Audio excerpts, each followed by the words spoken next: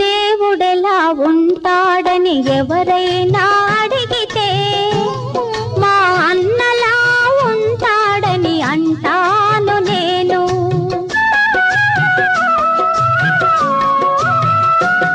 అనురాగమెలా ఉంటుందని ఎవరైనా అడిగితే మా చెల్లిలా ఉంటుందని చెబుతాను నేను.